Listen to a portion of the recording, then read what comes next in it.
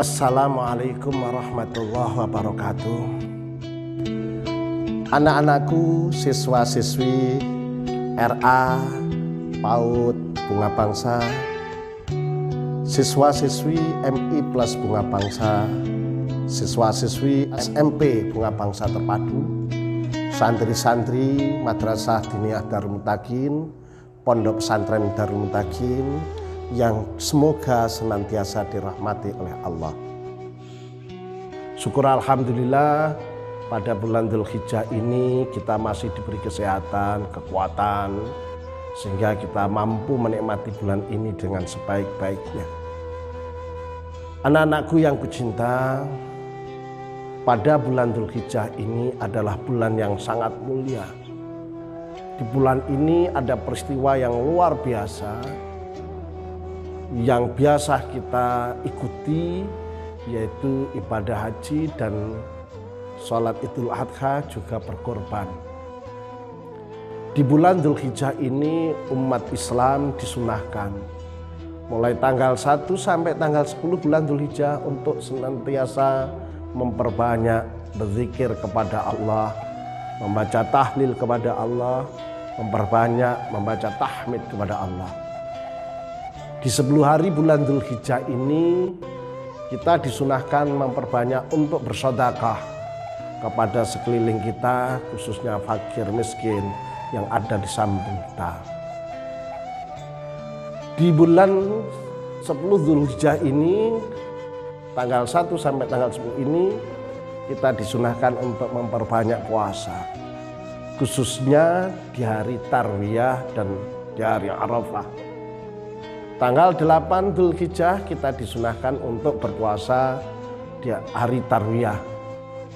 Di tanggal 9 Dzulhijjah kita disunahkan untuk berpuasa Arafah.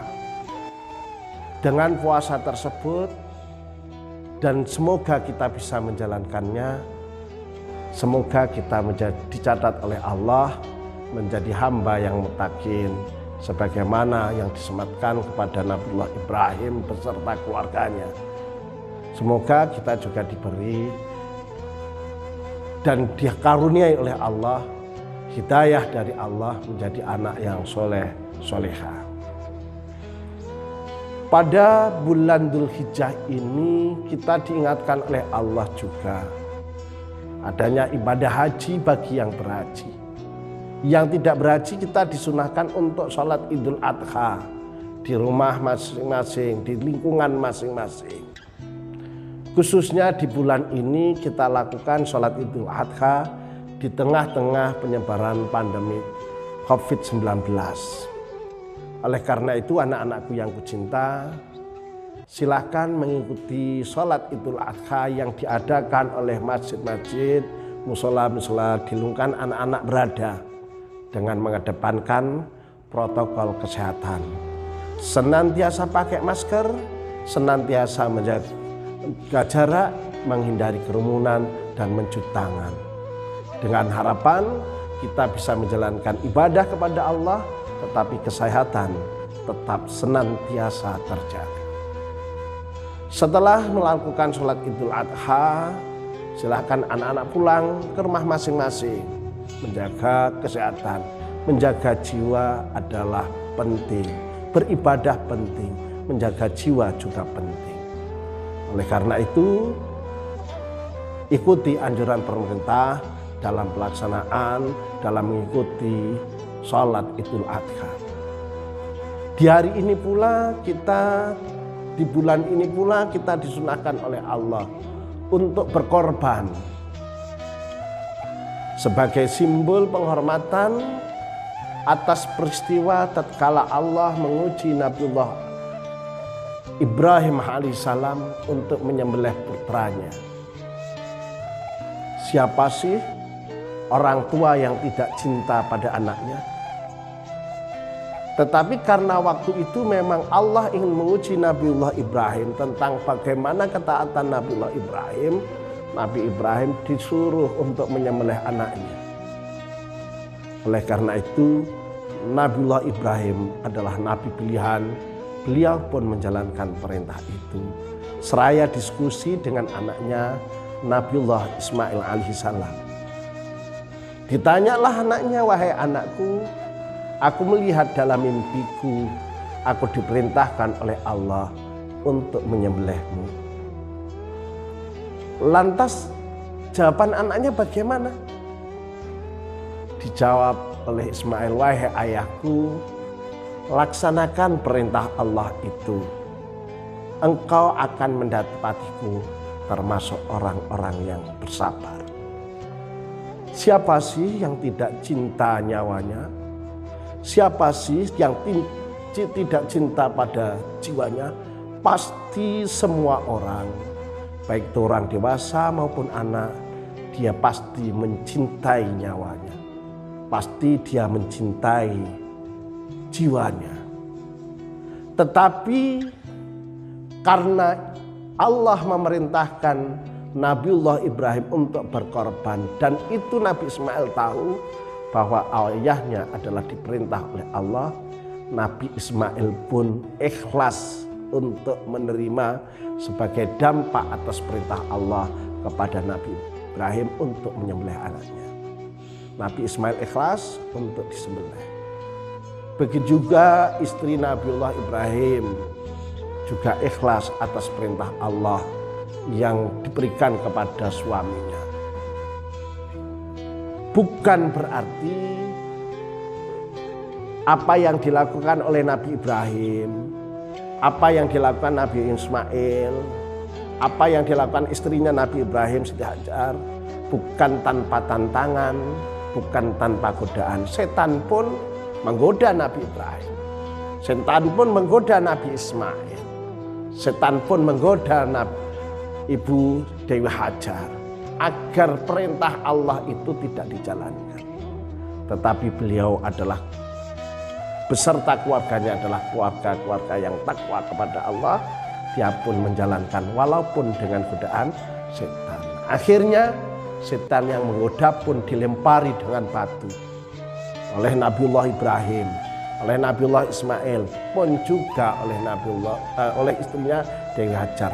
Peristiwa itu diabadikan oleh Allah, menjadi syariatnya umat Nabiullah Muhammad sekarang ini, menjadi ibadah namanya balang jumrah. Itu akhirnya dulu adalah melempar setan yang menggoda Nabi Ibrahim, Nabi Ismail, dan Dewi Hajar. Anak-anakku, siswa-siswi MI Plus Bunga, bangsa yang dicintai Allah. Tatkala ketakwaan itu kita laksanakan dengan sebaik-baiknya semata-mata hanya karena Allah. Allah ternyata pasti memberikan skenario jalan keluarnya. Peristiwa Nabiullah Ibrahim, Nabi Ismail, dan Ibu Hajar ini dijalankan dengan ikhlas oleh Nabi Ibrahim, diterima ikhlas oleh Nabiullah Ismail, diterima ikhlas oleh istrinya Nabi Ibrahim Siti Hajar. Untuk Ismail dikorbankan atas perintah Allah. Tatkala pedang sudah dihunus, Ismail sudah berparing pasrah untuk sembelih. Ternyata Allah punya skenario lain. Nabi Ismail diganti dengan domba. Akhirnya disembelih bukan Nabiullah Ismail, tetapi domba yang dibawa oleh malaikat. Dan peristiwa itu diabadikan sampai sekarang kepada umat Nabi Muhammad SAW di bulan Dzulhijjah ini agar berkorban bagi yang mampu untuk dirinya ataupun untuk keluarganya. Oleh karena itu peristiwa korban ini adalah bentuk syariat yang diperintahkan Allah kepada Nabi Muhammad beserta umatnya sebagai waktu untuk mengenang peristiwa yang pernah terjadi pada Nabiullah Ibrahim beserta keluarganya. Oleh karena itu anak-anakku, dari peristiwa ini dapat kita ambil hikmah. Mari kita jalankan dengan sepenuh hati, jiwa raga kita apa yang diperintahkan oleh Allah, apa yang diajarkan oleh Rasulullah Sallallahu Alaihi Wasallam. Walaupun toh itu berat, walaupun toh itu penuh ujian dan cobaan, di akhirnya pasti ujian dan cobaan itu akan ada jalan keluarnya. Di konteks ini, di kejadian ini, dengan kondisi yang saat sekarang, di mana ada pandemi COVID-19, anak-anak harus belajar di rumah, kadang-kadang mengikuti daring, harus aktif ikut belajar, jauh dari guru, jauh dari bimbingan secara langsung oleh guru. Itu semua adalah ujian Allah.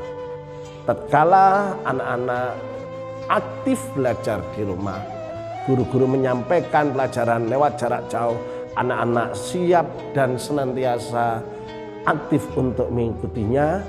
Insya Allah ilmu anak-anak tetap diberi oleh Allah menjadi ilmu yang manfaat dunia dan akhirat. Semoga anak-anakku yang kucintai, kita senantiasa dijaga oleh Allah, kita semoga senantiasa diberikan kesehatan, kekuatan, dan semoga kita semua menjadi pemerhati-pemerhati ilmu, dan semoga anak-anak kita diberi ilmu yang manfaat dunia dan akhirat. Kurang lebihnya mohon maaf. Wallahu muwaffiq ila aqwamit thoriq. Assalamualaikum warahmatullahi wabarakatuh.